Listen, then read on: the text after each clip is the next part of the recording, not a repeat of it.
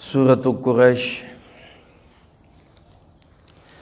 الحمدللہ وکفی وسلام علی عبادہ الذین اصطفی، خصوصاً علی سید الرسل وخاتم الانبیاء وعلی آلہ واصحابہ الاتقیاء۔ اما بعد فاعوذ باللہ من الشیطان الرجیم، بسم اللہ الرحمن الرحیم۔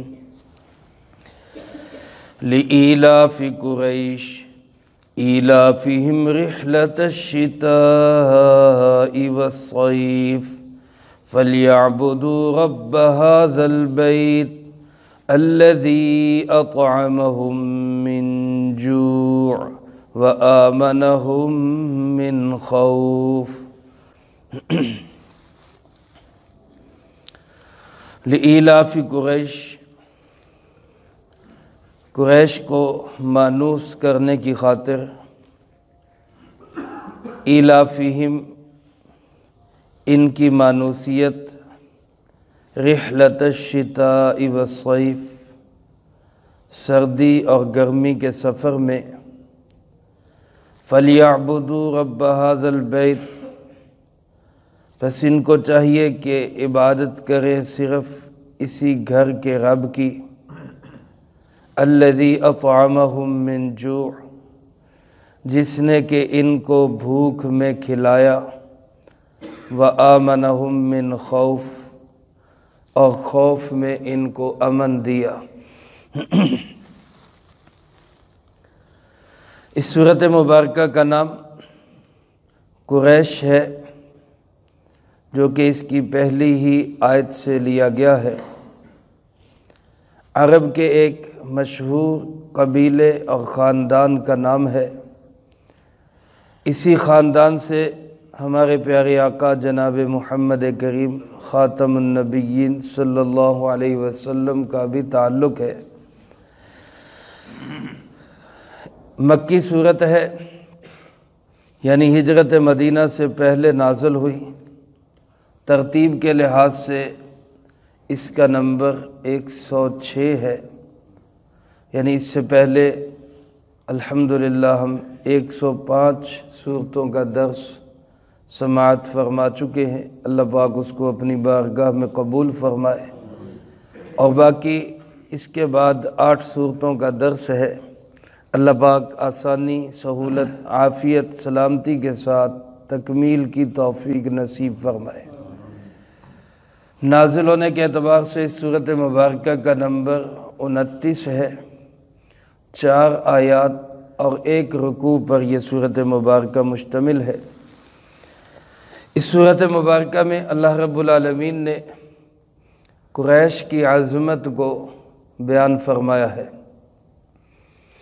علماء نے لکھا ہے، مفسرین کرام رحمہم اللہ فرماتے ہیں کہ ابتدا میں یہ دونوں صورتیں ایک ہی سمجھی جاتی تھیں، ان کے درمیان بسم اللہ الرحمن الرحیم بھی نہیں تھی، جو صورتوں کے درمیان فصل کے لیے ہوتی ہے۔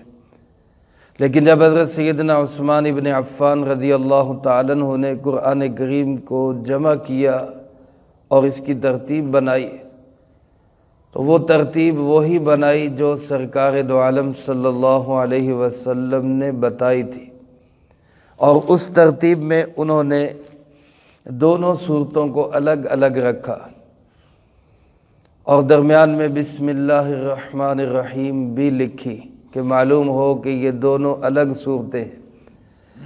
البتہ ان دونوں کا مضمون بہت حد تک ملتا جلتا ہے۔ اس سورۃ فیل میں ایک لشکر کی تباہی کا ذکر ہے کہ جس نے اللہ کے گھر پہ حملے کی کوشش کی، اور اس وقت اللہ کے گھر بیت اللہ کو سنبھالنے والے، اس کی حفاظت کرنے والے، اس کا خیال رکھنے والے وہ قریش ہی تھے۔ اللہ پاک نے قریش کی عظمت کو بلند کرتے ہوئے ان کی دعا پہ اللہ پاک نے اپنے گھر کی حفاظت کی، تو اسی قریش کی عظمت کو مزید اللہ پاک نے اس سورۃ مبارکہ میں بیان فرمایا۔ بعض مفسرین کرام رحمہم اللہ نے ان میں آپس میں ربط اور ترتیب یوں بھی بیان کی ہے کہ سورۃ ہمزہ کے اندر اللہ پاک نے مال پرستی کی مذمت بیان کی۔ مال پرستی یہ ایک بہت بری چیز ہے، زر پرستی، مال پرستی اچھی چیز نہیں ہے، تباہی کی چیز ہے۔ اور سورۃ فیل کے اندر ملوکیت کی مذمت بیان کی، بادشاہ پرستی، یہ بھی کوئی اچھی چیز نہیں ہے، یہ بھی تباہی کی طرف لے جاتی ہے۔ اور اس سورۃ مبارکہ میں قومیت پرستی کی مذمت بیان کی، اپنی قوم پہ فخر ہونا، اپنے خاندان پہ فخر ہونا، یہ بھی کوئی بہت اچھی چیز نہیں۔ اصل فخر کی بات یہ ہے کہ انسان اللہ کا بندہ بن جائے، وہ چاہے پھر کسی بھی خاندان سے تعلق رکھتا ہو، امیر ہو، غریب ہو، بادشاہ ہو، فقیر ہو، جب تقوی والا ہوگا، اللہ سے تعلق والا ہوگا، تو وہ انسان اللہ کے نزدیک سب سے زیادہ عزت والا ہے۔ اللہ پاک ہم سب کو یہ تقوی اور اپنا قرب اور مقام نصیب فرمائے۔ بہرحال قریش کو اللہ نے بڑی عظمتیں دی، بہت رفعتیں دی، بڑی شانیں دی ہیں، لیکن قریش کے ہی بہت سارے لوگ اس عظمت، اس شان اور اس عزت کو ہضم نہیں کر سکے اور اپنے خاندانی تکبر میں مبتلا ہو گئے۔ اللہ پاک نے اس بات کو واضح کیا کہ ان کو ایسا نہیں کرنا چاہیے۔ چنانچہ اللہ نے ان کو کیا کیا نعمتیں دی۔ اللہ پاک فرماتے لِإِيلَافِ قریش، قریش کو مانوس کرنے کی خاطر، قریش کی دل لگی کے لیے، قریش کے دل کو جمانے کے لیے۔ عربی دان جو گرامر کے ماہر ہیں وہ بتاتے ہیں کہ یہ جو لام ہے لِإِيلَاف، یہ لام حرف جر ہے، اور اس کا معنی جو ہوتا ہے وہ کسی چیز کو، کسی کام کو کسی چیز کے کرنے کے لیے، فلاں وجہ سے یہ کام ہوا ہے، اس وجہ سے یہ کام ہوا ہے۔ تو یہاں کون سی وجہ ہے جس کو بیان کیا جا رہا ہے؟ یعنی یوں کہہ لیں کہ لام حرف جر کا متعلق کون سا ہے، یہ اس کا تعلق کس سے ہے؟ تو اب بعض مفسرین کرام رحمہم اللہ نے لکھا ہے کہ پچھلی صورت میں جو اصحاب فیل کی ہلاکت کا ذکر ہے، اس کو اللہ پاک فرما رہے ہیں کہ ہم نے ان کو اس لیے ہلاک کیا تاکہ قریش کے دل مانوس ہو جائیں، ان کے دل لگ جائیں، ان کے دلوں میں جماؤ ٹھہراؤ اور نرمی پیدا ہو جائے۔ اور بعض علماء فرماتے ہیں کہ اس کا تعلق اگلے جملے کے ساتھ ہے، فَلْيَعْبُدُوا، قریش کی دل لگی اس لیے تاکہ یہ اپنے اس رب کے گھر کی عبادت کرے، اس لیے قریش کی مانوسیت کی ہے۔ تو ایک تو اصحاب فیل کی ہلاکت، کسی بھی دشمن سے حفاظت، بیت اللہ کو امن کا گہوارہ بنانا، یہ سب عظمتیں، شانیں اللہ پاک نے قریش کے دل کو مانوس کرنے کے لیے دی۔ اور دوسرا ان کو کیا مانوسیت دی؟ فرمایا ایلافہم رحلۃ الشتاء والصیف، ان کی مانوسیت تھی سردی اور گرمی کے سفر میں۔ علماء نے لکھا ہے قریش حضور نبی کریم صلی اللہ علیہ وسلم کے پشت پہ، یعنی آپ کے نسب نامے میں اگر ہم پیچھے جائیں تو 12ویں 13ویں نمبر پہ آتے ہیں نضر ابن کنانہ، یعنی نبی پاک صلی اللہ علیہ وسلم کو شامل کریں تو 13ویں نمبر پہ، اور آپ کے والد عبداللہ سے شروع کریں تو 12ویں نمبر پہ آتے ہیں نضر ابن کنانہ۔ یہ جو نضر ابن کنانہ ہے، ان کا لقب ہے قریش، یہاں سے قریش شروع ہوئے۔ رسول اللہ صلی اللہ علیہ وسلم آگے چل کر ہاشم کی اولاد میں سے، تو یہ قریش جو ہے یہ لفظی طور پر کہا جاتا ہے ایک سمندری جانور کو جو بہت طاقتور ہوتا ہے، جس سے سارے جانور ڈرتے ہیں۔ تو قریش کی ہیبت، عظمت عرب کے سارے قبیلوں اور خاندانوں پہ تھی، سب خاندان والے ان سے ڈرتے تھے اس لیے ان کو قریش کا لقب دیا گیا۔ پھر اللہ نے ان کی عظمت عرب سے نکال کر عجم تک یوں پہنچا دی کہ بیت اللہ کی حفاظت کی، اصحاب فیل ہلاک ہوئے، ابرہ کا لشکر تباہ ہوا، تو ان کی عظمت، سطوت، شان اور شوکت اور پوری دنیا پر چمکنے لگی کہ قریش بڑے عظیم لوگ ہیں، اللہ بھی ان کے ساتھ ہے۔ حضرت حضور نبی کریم صلی اللہ علیہ وسلم کے اجداد میں ہاشم آپ کے دادا عبد المطلب کے والد ہیں۔ سب سے پہلے کہتے کہ انہوں نے اس خاندان کو تجارت پہ لگایا۔ ان سے پہلے قریش کے لوگ معاشی اعتبار سے بہت کمزور اور مفلوق الحال تھے، کوئی کام نہیں تھا، کوئی کاروبار نہیں تھا ان کا، زراعت ویسے وہاں پہ کوئی نہیں تھی مکہ کے اندر، اور کوئی کام دھندہ ان کا تھا نہیں، صرف قبائلی اعتبار سے اپنا گزر اوقات کر رہے تھے۔ سب سے پہلے یہ تصور اور یہ خیال آپ کے پردادا ہاشم نے پیش کیا کہ ہمیں تجارت کرنی چاہیے۔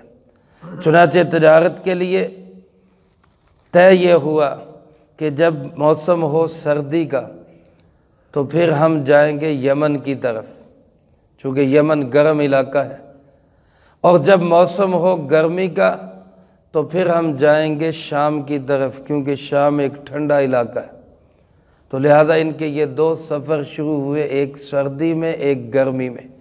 اللہ پاک فرماتے ہیں ہم نے ان سفروں میں بھی ان کو مانوسیت دی کہ راستے میں ہر قبیلہ ان کی تعظیم کرتا، حتیٰ کہ چور ڈاکو لٹیرے تک بھی ان کا احترام کرتے کہ یہ قریش کے لوگ ہیں، ان کو نہیں چھیڑنا۔ اور انہوں نے بھی ایک بہت اچھی سکیم یہ بنائی ہوئی تھی کہ ان کا جو تجارتی قافلہ مکہ سے جاتا یمن کی طرف یا مکہ سے جاتا شام کی طرف، تو واپس جب وہ ڈھیروں منافع لے کر آتا تو وہ منافع صرف بڑے اور سردار لوگ ہی نہیں رکھتے، بلکہ وہ منافع برابر ہر ایک پہ تقسیم ہوتا، مکے کے ہر گھر کو ایک جیسا حصہ ملا کرتا تھا۔ اس کی وجہ سے اہل مکہ، قریش مکہ معاشی اعتبار سے مضبوط ہوتے چلے گئے۔ تو اللہ پاک نے ان کی اس نعمت کو ذکر کیا کہ دیکھو ہم نے تمہیں اتنی عظمت، اتنی شان شوکت دی کہ تم بڑی سہولت کے ساتھ سردی میں بھی سفر کرتے، گرمی میں بھی سفر کرتے۔ اور پھر ایک اللہ پاک نے ان کو نفع یہ دیا کہ جب ان کے سفر ہوئے تو شام اور یمن کے لوگوں کو پتہ چلا کہ یار یہ بھی ایک بڑا شہر ہے، یہاں پہ بھی مال پہنچانا چاہیے، تو یمن سے اور شام سے بحری جہاز جدے آنے لگے۔ یوں اللہ پاک نے مکے والوں کو لمبے سفر سے بھی بچا لیا۔ اب اپنی ضروریات کے لیے یہ جدے میں جاتے اور اپنی ضروریات پوری کر کے واپس مکہ آ جاتے۔ اتنی بڑی بڑی نعمتوں کے بعد، مالی نعمتیں، روحانی نعمتیں، عظمتیں، شانیں، یہ اللہ پاک کی طرف سے جو ان کو عطا ہوئی، تو اس کا حق کیا تھا کہ فَلْيَعْبُدُوا رَبَّ هَذَا الْبَيْتِ، یہ قریش کے لوگ اس گھر کے رب کی عبادت کرتے، جس گھر کی وجہ سے ان کو عظمت ملی۔ لوگ ان کی تعظیم کیوں کرتے تھے کہ یہ اللہ کے گھر کے قریب رہنے والے، اللہ کے گھر کی حفاظت کرنے والے، ان کی وجہ سے آسمان سے پرندے آئے اور اللہ کے گھر کو گرانے والوں کو تباہ کیا۔ اسی لیے تو قریش سے لوگ محبت کرتے تھے، ان کی عظمت کا خیال رکھتے۔ تو اللہ پاک فرماتے ہیں جس گھر کی وجہ سے تمہیں عظمتیں مل رہی ہیں، تمہیں رفعتیں مل رہی ہیں، تمہارا حق یہ تھا کہ تم بھی اس گھر کے رب کی عبادت کرتے، بس کسی اور کی عبادت نہ کرتے۔ تو فرمایا ان قریش کو چاہیے کہ اس اللہ کے گھر کے رب کی، یعنی اللہ رب العالمین کی ہی یہ عبادت کرے۔ لیکن اس کی بجائے قریش میں کیا پیدا ہو گیا؟ خاندانی نخوت پیدا ہو گئی، تکبر پیدا ہو گیا، بڑائی پیدا ہو گئی کہ جناب ہم تو کوئی بڑے شے ہے، قریش ہے ہم تو، تو اس عظمت شان کو بجائے اللہ کی بندگی میں استعمال کرنے کے انہوں نے تکبر میں استعمال کرنا شروع کر دیا چند لوگوں نے۔ تو اللہ رب العالمین نے پھر ان کے اندر پیارے آقا جناب محمد کریم صلی اللہ علیہ وسلم کو بھیجا۔ رسول اللہ صلی اللہ علیہ وسلم نے ارشاد فرمایا ان اللہ اصطفیٰ من ولد اسماعیل کنانا، اللہ پاک نے حضرت اسماعیل علیہ السلام کی اولاد میں سے کنانا کا انتخاب کیا، واصطفیٰ من کنانا قریش، اور کنانا میں سے قریش کا انتخاب کیا، واصطفیٰ من قریش ہاشم، اور قریش میں سے ہاشم کا انتخاب کیا، اور ہاشم کے خاندان میں سے اللہ نے میرا انتخاب کر کے میرے سر پہ تاج ختم نبوت سجایا۔ رسول اللہ صلی اللہ علیہ وسلم کے خاندان کا سب کا چناؤ ہوا ہے۔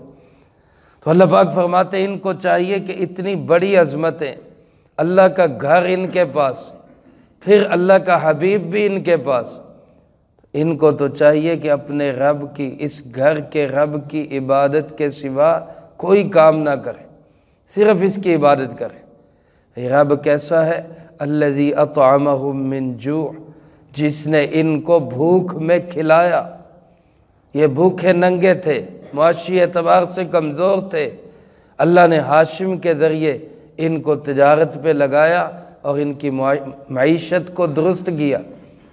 وآمنہم من خوف، اور ان کو خوف سے امن دیا۔ کوئی بھی دشمن ان کی طرف بڑھا، اللہ نے اس سے ان کو امن دیا، چور ڈاکوؤں لٹیروں سے ان کو بچایا۔ تو ان کو تو چاہیے تھا کہ اس کے بعد صرف اپنے رب کی عبادت کرتے اور کسی کی عبادت نہ کرتے۔ تو میرے عزیز دوستو، یہ قریش کی عظمت اور شان بھی ہے، اور اس میں اس بات کی طرف بھی ہمیں بھی تنبیہ کی گئی کہ اللہ پاک جو نعمت عطا کریں ہم اس نعمت کی قدر کریں، اس نعمت کو اللہ کے حکموں کے خلاف استعمال نہ کریں۔ آج دین کی تعلیم، دین کی تبلیغ اور مدارس دینیہ ہم اہل پاکستان کے پاس بہت بڑی نعمت ہے، علماء کرام بہت بڑی نعمت ہے، ہم اس اللہ کی نعمت کی قدر کریں۔ آج دنیا جہان سے لوگ دین سیکھنے کے لیے پاکستان آتے ہیں، تبلیغ سیکھنے کے لیے پاکستان آتے ہیں، ہم اس نعمت کی قدر کریں، ورنہ اللہ پاک کسی کا محتاج نہیں ہے، وہ یہ نعمت کسی اور کو دے سکتا ہے، کسی اور سے کام لے سکتا ہے۔ تو بہرحال یہ صورت مبارکہ کا خلاصہ یہی کہ قومیت پرستی سے نکلے اور اپنے آپ کو بڑا سمجھنے سے نکلے، اللہ کے بندے بن کے رہے، اسی میں ہماری نجات ہے، اسی میں ہماری کامیابی ہے۔ مفسرین کرام رحمہم اللہ نے لکھا ہے کہ خوف اور بھوک کے حالات میں اس صورت مبارکہ کو کثرت سے پڑھنا بہت مفید ہے۔ حضرت قاضی ثناء اللہ پانی پتی رحمۃ اللہ علیہ، جنہوں نے عظیم تفسیر لکھی ہے تفسیر مظہری کے نام سے، ان کے شیخ اور مرشد تھے مرزا مظہر جان جانا، ان کے نام پہ تفسیر لکھی تفسیر مظہری۔ حضرت فرماتے میرے شیخ فرمایا کرتے تھے خوف کے وقت، دشمن کے حملے کے وقت یا کسی بھی دشمن کی طرف سے دباؤ کے وقت اس صورت مبارکہ کو کثرت سے پڑھا کرو، اس میں اللہ پاک نے نجات رکھی ہے، تو اس پہ ہم عمل بھی کریں، اس کو اپنا ورد زبان بھی بنائیں۔ اللہ پاک مجھے آپ کو سب کو قرآن و سنت کی صحیح سمجھ نصیب فرمائے، جو کہا سنا اس کو زندگی میں لا کے دوسروں تک پہنچانے کی توفیق عطا فرمائے۔ اللہم انت السلام ومنک السلام، تبارکت ربنا وتعالیت یا ذا الجلال والاکرام۔ اللہم اعنا علی ذکرک وشکرک وحسن عبادتک، اللہم احسن عاقبتنا فی الامور کلہا واجرنا من خزی الدنیا وعذاب الآخرہ، اللہم واقیتا کواقیت الولید، اللہم استر عوراتنا وآمن روعاتنا، اللہم انا نجعلک فی نحورہم ونعوذ بک من شرورہم، اللہم اکفنا بحلالک عن حرامک وأغننا بفضلك عمن سواك اللهم اكفنا كل مهم من حيث شئت ومن أين شئت رب اغفر وارحم وأنت خير الراحمين رب ارحمهما كما ربياني